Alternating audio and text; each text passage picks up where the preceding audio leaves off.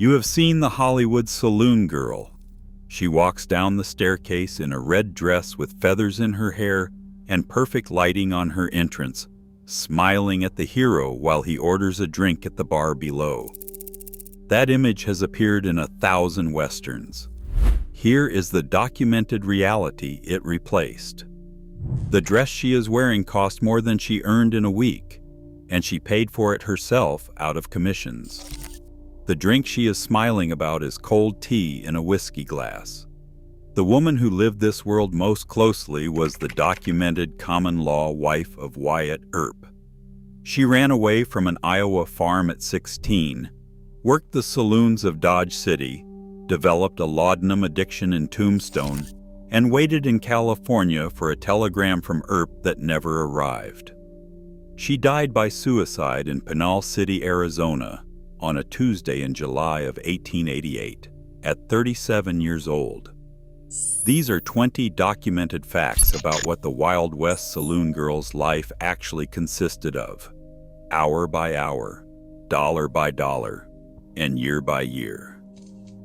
By the time this countdown is done, you will never see that red dress the same way again. Picture the image the mythology sold before we take it apart. Hollywood Western promotional posters from the 1950s and 60s. Saloon girls in bright colors on warm, lit wooden stages. Men in cowboy hats throwing coins. Women whose costumes caught the light in every frame.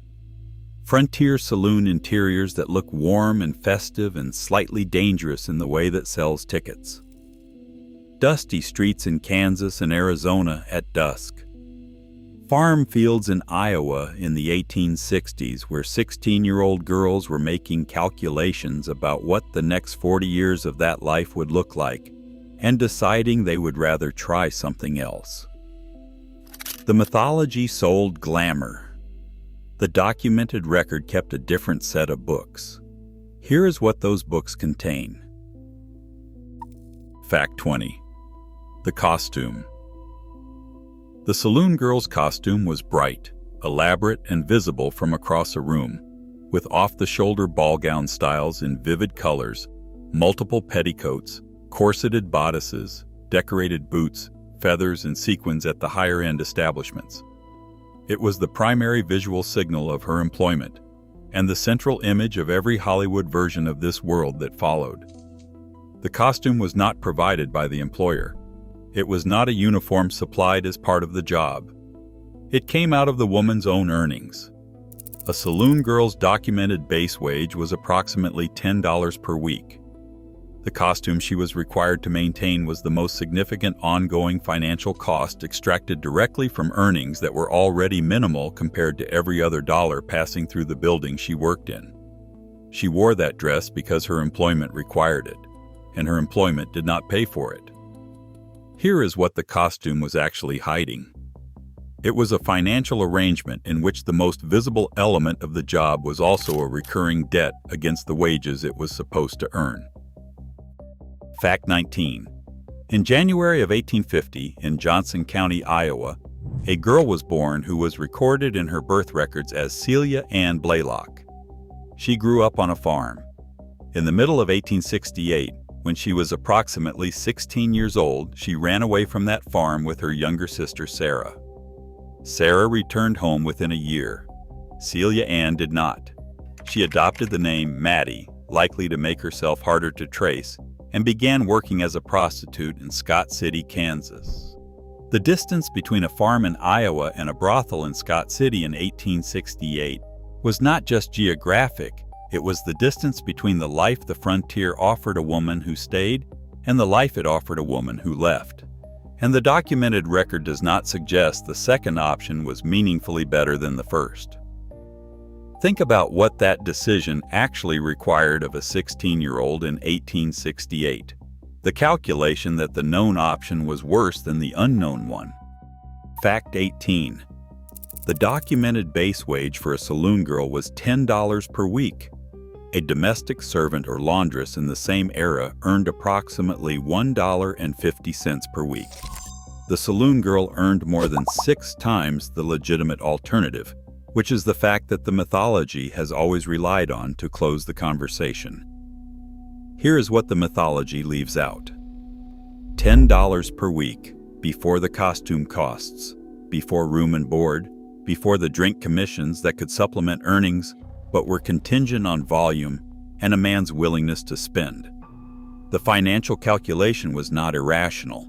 The $10 wage was real, and it was considerably better than the $1.50. What the mythology does not show is what $10 per week looked like by year 3, year 5, year 10, when the woman was older, when the establishments she could work at offered less, when the costume costs kept coming, and when the commissions required a performance that sustained volume could not sustain indefinitely.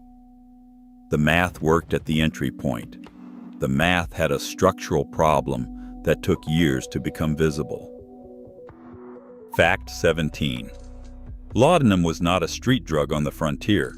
It was a shelf product, an over-the-counter medicine sold without prescription or restriction at any pharmacy or general store, and it was a tincture combining approximately 10% opium with up to 50% alcohol, plus additional opium alkaloids including morphine and codeine. It was marketed as a treatment for depression, sleeplessness, pain, coughing, women's issues, and diarrhea. It was advertised for use with fussy infants. It was available to anyone who could pay for it, which on the frontier, for a woman making $10 a week, meant it was available. It was documented as a favorite pharmaceutical among frontier prostitutes and saloon women. It was highly addictive. The pharmaceutical that most reliably addressed the documented conditions of this life, exhaustion, depression, pain, and sleeplessness, was also the one that created a dependency so that the same conditions could not be treated without it. The crazy part is that this is all in the documented record. It was sold legally, openly, and without the slightest acknowledgement that giving opium to women whose working conditions produced depression was going to produce a predictable outcome. Fact 16. Maddie Blaylock met Wyatt Earp around 1873 in Dodge City, Kansas. She became his romantic companion and common-law wife. She continued working as a prostitute during their early years together. She used the name Maddie Earp. She moved with him to Tombstone, Arizona in 1879.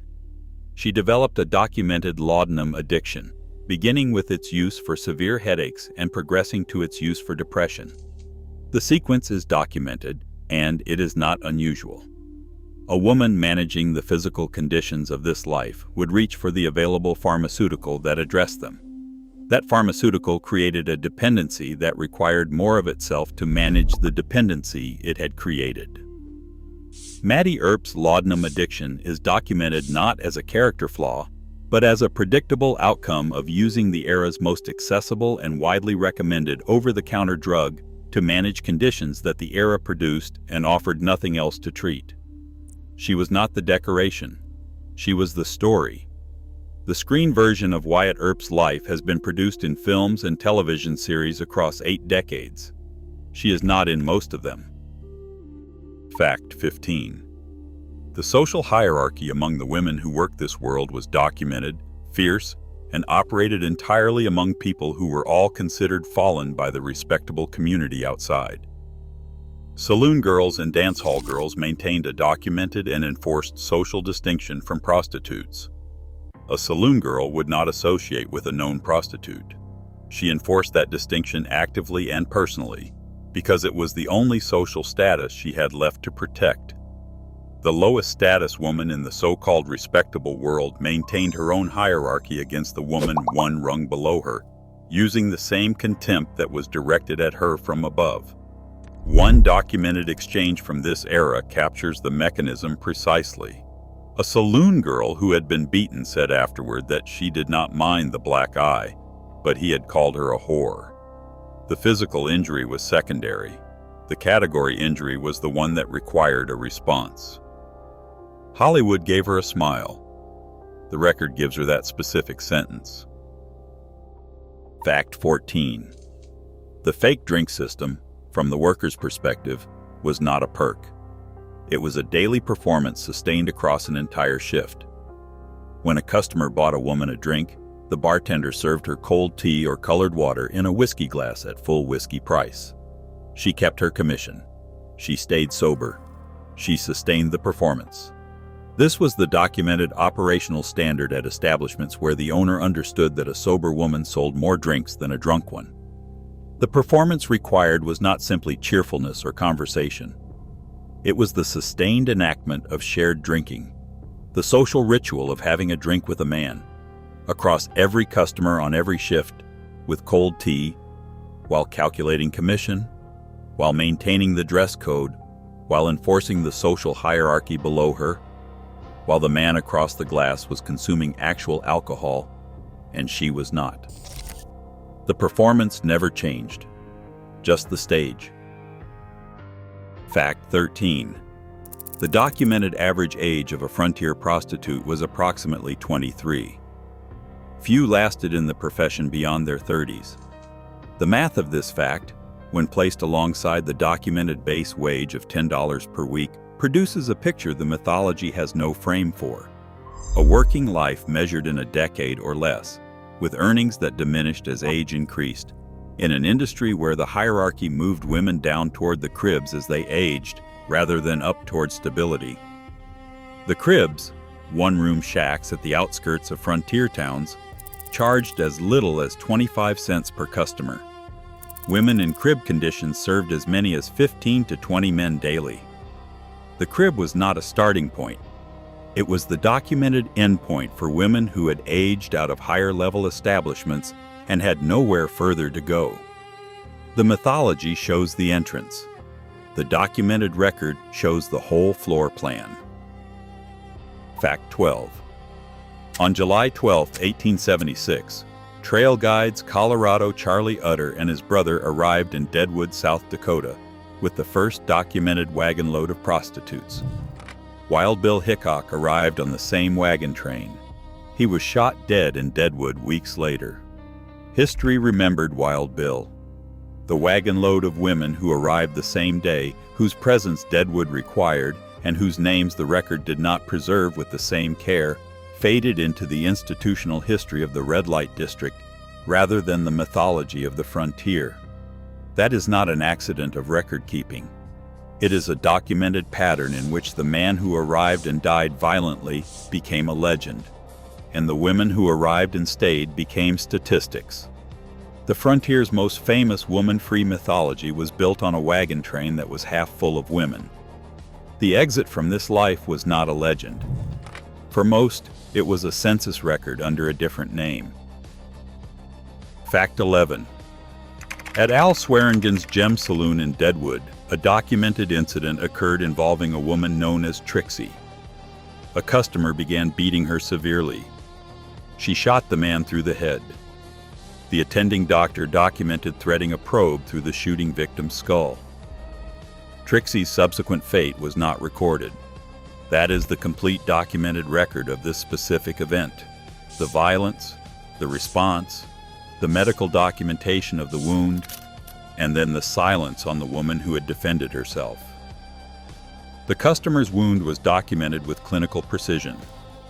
The woman who inflicted it disappeared from the record immediately afterward.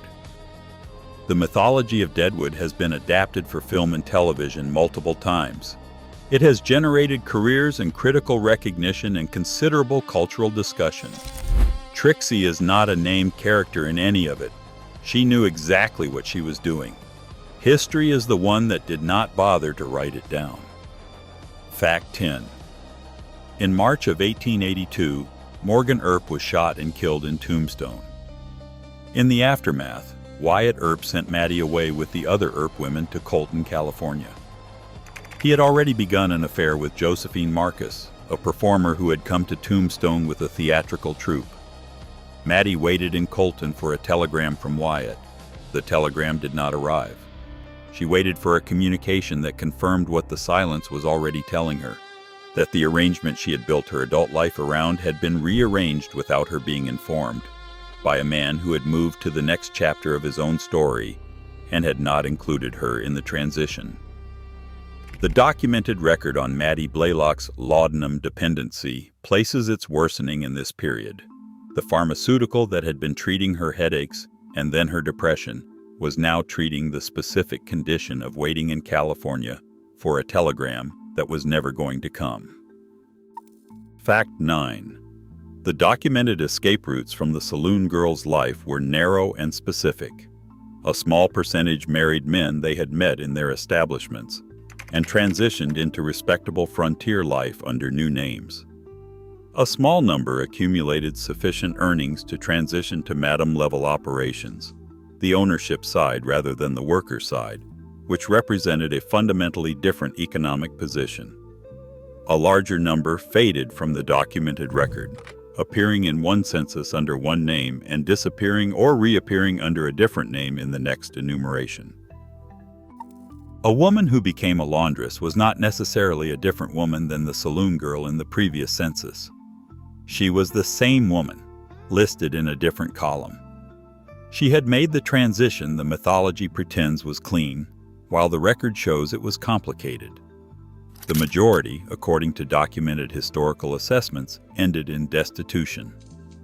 The mythology shows the exit through marriage. The documented record shows the census column that comes after the one marked saloon girl. Fact 8. Hospital records from Idaho during this period documented that 1 in 7 patients suffered from venereal disease. Gonorrhea, syphilis, and related diseases were documented causes of death alongside botched abortions and violence. This was the medical infrastructure that surrounded the saloon girl's working life. These were diseases that in the 1870s and the 1880s had no reliable treatment. Diseases that the 1 in 7 hospital statistics suggest were significantly undercounted in documented records, and diseases that accumulated across the working years of a life in which the average professional age ran to the early 30s, and the crib was what waited at the end. The medical danger was not dramatic in the Hollywood sense. It was slow, chemical, and structural. It did not resolve in a single scene. It accumulated in the body across the working years until the body could not continue. The costume did not come with a medical benefit. There was no medical benefit. Sound familiar? The performance never changed, just the stage. Fact 7. Josephine Earp, Wyatt's later common-law wife, the woman who replaced Maddie, worked for decades after Wyatt's death to conceal and suppress knowledge of his relationship with Maddie Blaylock. She worked to protect both her own reputation and his. The concealment held. The relationship between Wyatt Earp and Maddie Blaylock was not rediscovered until the 1950s, when researcher John Gilcrease and author Frank Waters uncovered a coroner's report for a woman recorded as Maddie Earp.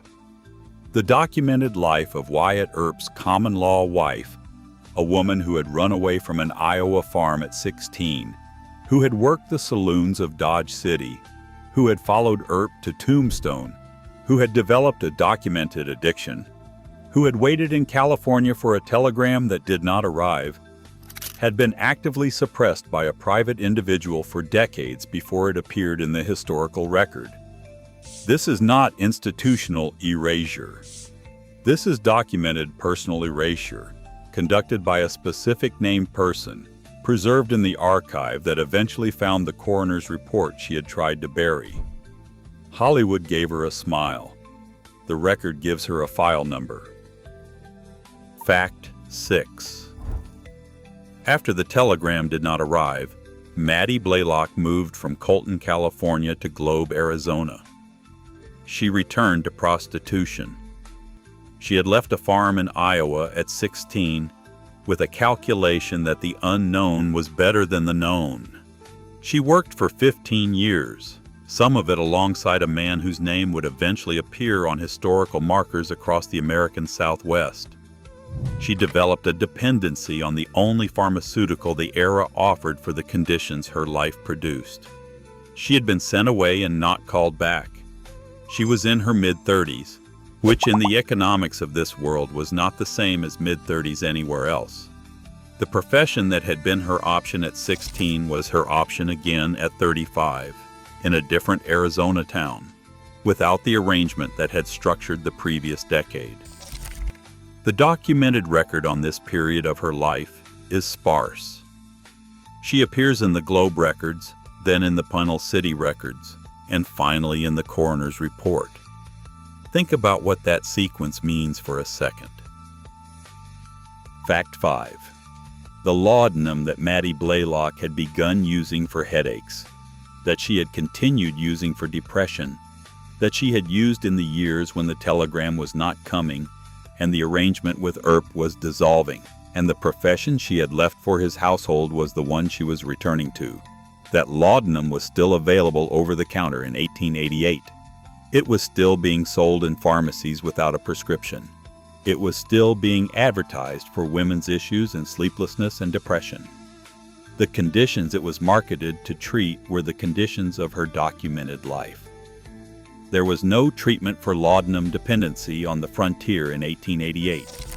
There was no institution to go to, no alternative pharmaceutical, and no medical framework that distinguished between using laudanum and being dependent on laudanum. The dependency and the product that created it were both entirely legal and entirely accessible and entirely her problem to manage without the tools to manage it. She knew exactly what she was doing. The frontier created the conditions and then sold her the solution that made them worse. Fact 4. The documented fate of saloon women who did not find the narrow exit through marriage or ownership followed a consistent pattern that the historical record describes without sentiment. The crib at the edge of town. 25 cents per customer. 15 to 20 customers per day. A room barely large enough for the transaction it was renting. A rain slicker laid over the bottom of the bed because customers removed their hats but not their boots. This is the documented endpoint of a working life that began with a wage of $10 per week and a costume she paid for herself. The mythology has no frame for this endpoint because the mythology ends before it arrives. The red dress comes down the staircase, and the film cuts away before the arithmetic of the career plays out to its documented conclusion. The mythology sold the entrance. The documented record kept the ledger through to the end. Fact 3. On July 3, 1888, in Pinal City, Arizona, Celia Anne Blaylock, the woman who had left a farm in Iowa 20 years earlier, who had worked as a prostitute in Scott City and Dodge City, who had been Wyatt Earp's common-law wife, who had moved with him to Tombstone, who had developed a documented laudanum addiction, who had been sent to California and not called back, who had returned to prostitution in Globe, took a lethal dose of laudanum. Her death was ruled a suicide. She was approximately 37 years old. On her deathbed, she was documented as saying that Wyatt Earp had ruined her life. That statement was recorded. The coroner's report was filed. The file was buried under someone else's effort to protect someone else's reputation and was not found for 70 years. She is buried approximately 1 mile from the old Pinal City town site. The gravestone does not say what she did for 20 years or who she had been before Pinal City. The mythology built around the man she had lived alongside was already in production. Nobody in that production looked for the coroner's report. Fact 2. Josephine Marcus, who replaced Maddie Blaylock in Wyatt Earp's life, the woman who subsequently worked for decades to suppress knowledge of Maddie's existence, lived until 1944. She outlived Maddie by 56 years. She actively and deliberately controlled the narrative of Wyatt Earp's life, shaping what got recorded and what got buried, until she died. The suppression she performed was not crude. It was sustained and partially successful. The coroner's report for Maddie Earp was not found until the 1950s, more than a decade after Josephine Earp, Fanny Porter, and Big Nose Kate had died, and in the same decade that Hollywood was producing the westerns that built the mythology into its most enduring form. The woman who built a mythology and the woman the mythology buried died 16 years apart.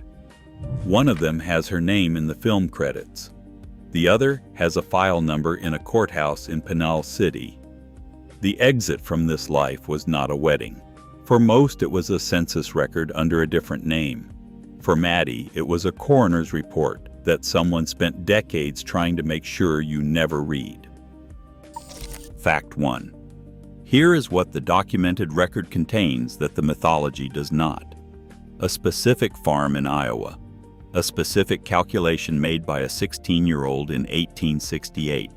A specific name she chose for herself when she left. A specific town, Scott City, Kansas, where she first worked.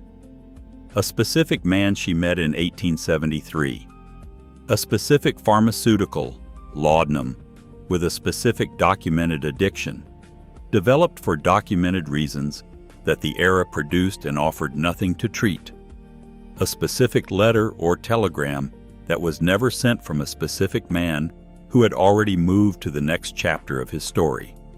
A specific town in California where she waited.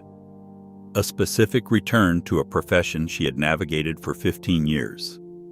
A specific date, July 3, 1888. A specific place, Pinal City, Arizona. A specific age, 37. A specific statement recorded on her deathbed. A specific coroner's report that a specific woman spent decades trying to suppress. Hollywood did not glamorize the saloon girl. It performed a swap. It took this specific documented person, with her farm, her name, her addiction, her telegram, her death, and replaced her with an archetype in a red dress who never waits for anything that does not arrive, who never develops a dependency, who never returns to anything, who is always present when the hero walks in and is always gone before the credits. The archetype needs no file number. The real woman had one. She had a name the mythology buried, a life the mythology replaced, and a statement on her deathbed that the mythology spent 70 years making sure you did not hear. Now you have heard it. That is the brutal reality behind the glamour. The dress was never the story. It was what the story was wearing so you would not look for the rest of it. What was Maddie's age when she died? Drop the number in the comments. If you know someone who has watched 100 Westerns and never once questioned the woman in the red dress, send them this video, because the documented record has been sitting in an archive in Arizona since 1888, and the mythology built on top of it is still in production. If you want to know about the women who operated on the other side of this world, not the workers, but the architects, the women who built real estate empires, and who took the Montana legislature to court and won, that story is already on this channel. The question you cannot answer without watching it is what one of them paid for her first building and what she owned 50 years later. Those are two very different numbers, and the distance between them is the whole story.